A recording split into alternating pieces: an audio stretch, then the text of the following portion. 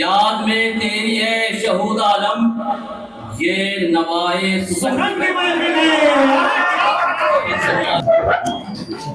और आज की इस फहरिस्त में जो सबसे पहला नाम है, देखिए, दास्तान गोई फन है ज़बानी कहानियाँ सुनाने का। हिंदुस्तान में दास्तान गोई को सबसे पहले दिल्ली ने अपनाया और इस तरह दास्तान गोई का उरूज हुआ। दिल्ली के बाद ये फन लखनऊ पहुंचा और फिर लखनऊ में दास्तान गोई को किताबी शक्ल में मुरतब करने का काम शुरू हुआ। 1883 से लेकर 1909 तक दास्तान छपती रही। इसके 4 रूप हैं। 1928 में मीर बाकर अली गढ़वी के इंतकाल के बाद इस फन में सवाल का सिलसिला शुरू हुआ। 2005 में शमशुर रहमान फारूकी साहब ने फिर से दास्तान गोई का सिलसिला शुरू किया। तो आइए इस पुरानी रवायत को फिर से उजागर करने के लिए आप सब हमारे आज के इस पहले दास्तान को शायद तो नहीं कहूँगा, हाँ मैं कह रहा हूँ कि जाहिद हुसैन साहब को आवाज़ दे रहा हूँ कि वो आज की इस बज़ में आके अपने दास्तान पेश करें। मैं जाहिद हुसैन साहब से गुजारिश करूँगा कि वो अपना दास्तान पेश करें।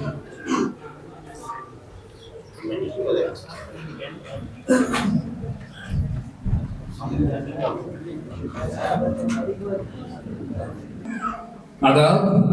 आदाब। हमने कहा आदाब। जी, अब लग रहा है आप लोग जागे हुए हैं। तो चलिए सुनाने का सिलसिला जो है वो शुरू करते हैं। पहले अशोक चक्रधर जी की एक कविता के साथ जिसका नाम है गलियां, पहले वो सुनाता हूँ, उसके बाद एक इससे बनाऊंगा कि दास्तान तो बहुत तवील होती है, लंबी होती है, नहीं तो अलिफ लैला 1 घंटे में खत्म हो जाती है। बिल्कुल देखें आप। और सबसे पहले एक स्पॉन्सर जो है उनका मैं तहे दिल से शुक्रिया अदा करना चाहूँगा और चाहूँगा कि आप लोग भी करें मेरे साथ। यूएम डेंटल का, उनकी वजह से आप लोग हंस सकते हैं, आप लोग मुस्कुरा सकते हैं, तो आप लोग मुस्कुरा दीजिए, नहीं तो उनके क्लाइंट्स बढ़ जाएंगे कि भाई आपको थोड़ी सी प्रॉब्लम है, आपको पहचान पड़ सकता है। तो चलिए शुरू करते हैं। कविता गलियां। अब सुने, गलियों से गले मिलती गलियां, गलियों से गले मिलती गलियां हैं, गलियां ही गलियां हैं, गलियां दर गलियां हैं, गलियों में भी पूरी एक दुनिया है, गलियों में भी पूरी एक दुनिया। तो गली हाफिज बनने वाली, गली हकीम जी की गली, सुर्ख पोशा वाली गली, दर्द वाली गली, मैगजीन वाली, तखत वाली, जुती वाली गली, पहाड़ी इमली गली, बजरंग वाली गली, आले वाली, गर्मी वाली, जाड़े वाली तो गली है, अखाड़े वाली तो गली है, गली मिलती गलियां हैं, गलियां ही गलियां हैं, गलियों में भी पूरी एक दुनिया। वाह क्या बात है।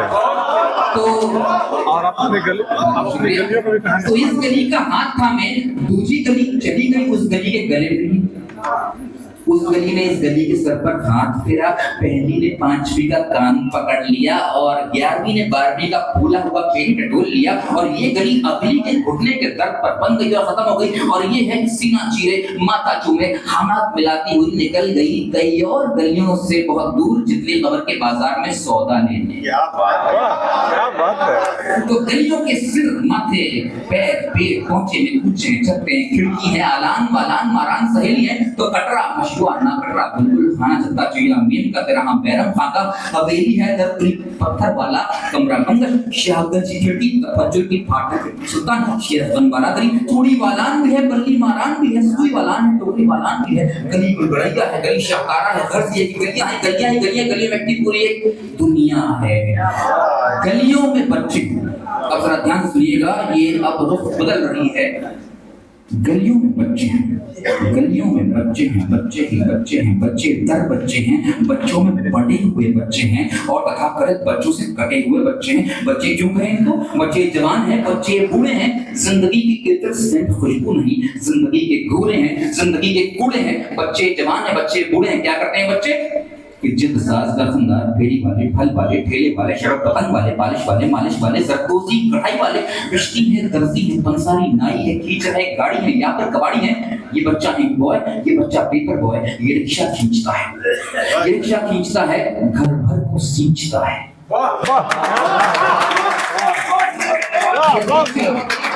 रिक्शा खींचता है, घर भर को सींचता है और वह जो मोटे मोटे ग्रंथों पर, संतों की वाणी पर, किस्सा कहानी पर, इतिहास, भूगोल, गीता, कुरान, अंकगणित, बीजगणित, ज्ञान विज्ञान की किताबों पर गोंद लई गत्ते से चिल्ले चढ़ाता है।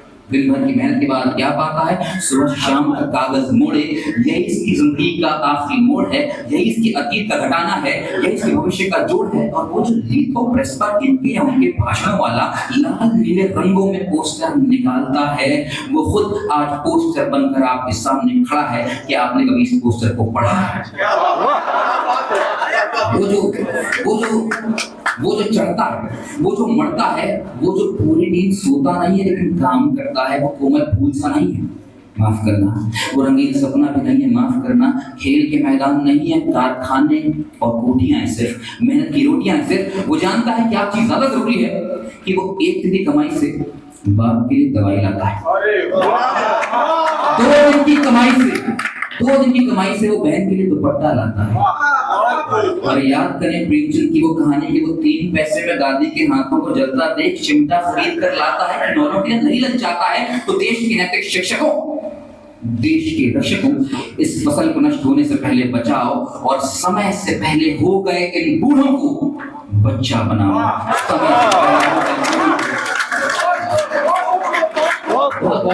बहुत सुना है बात, बस एक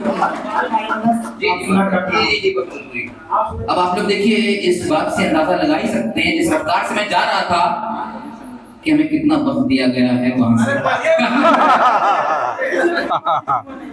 बस एक किस्सा इसको सुनाकर मैं कभी जगह लूंगा। तो ये किस्सा जो है, क्योंकि मैं किस्सा वही भी करता हूँ जनाब, दास्तान तो सुना नहीं सकता, उसके लिए भी तो फिर आपको अलग से 1 घंटा और हॉल की बुकिंग के लिए चार्ज देने पड़ेंगे, जो कि आप नहीं करेंगे। उसके लिए 2-4 वर्ष स्पॉन्सर लगेंगे। चलिए, तो अकबर के दरबार में जैसा कि आप सब जानते ही हैं कि नवरत्न थे, 9 रत्न जिन्हें कहते हैं, और अकबर जो है वहां पर बैठकर विष्णु पद भी सुना करते थे अपने दरबार में। ये वो जमाना था जब बादशाहों के दरबारों में, खानकाहों में हर जगह विष्णु पद बजते थे, गाए जाते थे, और वहीं से कृष्ण भक्ति और ब्रज शायरी में उरूज और संगीत मौसीकी का जो बहुत गहरा ताल्लुक है वहीं से आता है। तो तानसेन वहां सूरदास उनका ये विष्णु पद गा रहे थे कि बार बार यूं भाके जसुदा, बार बार यूं भाके, है कोई ब्रज में हितो हमारो, जो चलत गोपाल ही राखे। अकबर ने कहा, भाई क्या बात है, आपकी तरह जी मां से आवाज आई, वैसे ही अकबर ने कहा होगा शायद कि क्या बात है। अब उन्होंने तानसेन से कहा कि मियां इसका मतलब तो बताओ। तानसेन ने कहा, हुजूर बारी बारी, यानी कि यहाँ पर जो माँ यशोदा जो है वो दोहरा कर, यानी बार बार ये कह रही हैं कि हमारे कृष्णा गोपाल को कोई ब्रज में ऐसा है हमारा हितकारी, कोई दोस्त हमारा जो जाके रोक ले। अब अकबर का किस्सा जहां आता है वहां एक और नाम तो जरूर जुड़ जाता है सबके जहन में, वो क्या है? बिल्कुल बीरबल। आप लोग एकदम जागे हुए हैं, मैंने शायद जगा दिया है आप लोग को आते हुए, इसलिए आप लोग जवाब दे रहे हैं। अपने लिए एक बार तालियां बजा दीजिए और डेंटल के लिए मुस्कुरा दीजिए। तो देखिए, अब बीरबल आए, बीरबल से पूछा, भाई तुम क्या मानी समझते हो? बीरबल ने कहा, हुजूर बारे बारे का मतलब यहाँ पर होगा द्वार द्वार जाके, द्वार द्वार जाके माँ यशोदा कह रही है कि हमारे जाते हुए गोपाल को रोक ले।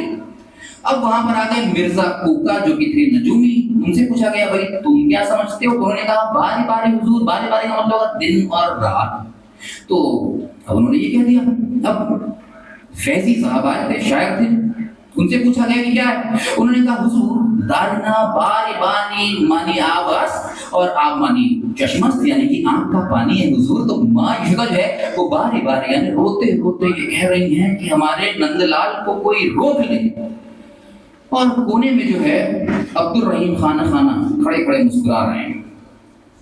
अब उनसे पूछा गया कि भाई तुम क्या समझते हो? तो उन्होंने कहा, हुजूर शरफुद्दीन यहिया मनेरी ने एक बात कही है कि शायरी समझने के लिए वैसी ही बात चाहिए जैसे आईने में जब आप कोई छब देखते हैं, क्योंकि आईने में कोई छब तो नहीं होती, जो उसमें देखता है वो वैसा ही हो जाता है, वो आईना हो जाता है। तो शायरी शेर समझने के लिए इंसान वही करता है जो उसके दिल में होता है, जैसा इंसान समझे, जो जैसा दिल में है उसकी वैसे ही हो जाएगी बात। कहते जैसे कि अब देखिए, आपने सबसे पहले किससे पूछा?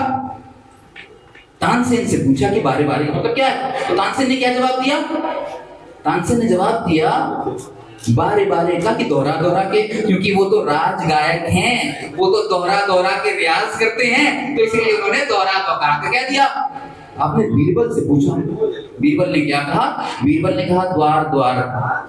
तो बीरबल तो पुश्तैनी ब्राह्मण ठहरे, वो लोग जाके द्वार द्वार भिक्षा मांगा करते थे, तो उन्होंने ये कह दिया। आपने फिर पूछा नजूमी से, मिर्जा कोका से पूछा, उन्होंने क्या कहा? दिन रात। उसको बारे बारे का मतलब है दिन रात। अरे वो तो दिन रात तारों की गिनती में लगे रहते हैं, तो इसीलिए उन्होंने दिन रात कह दिया। सही बात है। और अब देखें आपने जब वैसी से पूछा, वो तो शायर मियां है, उन्होंने कह दिया रोते रोते शायरों का तो काम है रोना और रुलाना, तो उन्होंने ये कह दिया। सही बात। इससे मेरी ये मुराद नहीं है कि इसके बाद आप रोने वाले थे। नहीं, हम तो हंसने वाले हैं। अब देखिए, तो अकबर ने पूछा भाई तुम क्या समझते हो, ये तो बताओ। उसने कहा हुजूर, शायरी में दो तरह की बातें हैं, एक दूर के मानी और एक नजदीक के। दूर के मानी जो है वो आपको उसके साउंड से, उसकी ध्वनि से, उसकी सदा से पता चलता है, और नजदीक के मानी जो है उसको समझने के लिए आपको शायर की रूह तक पहुंचना पड़ता है, उसको जानना पड़ता है।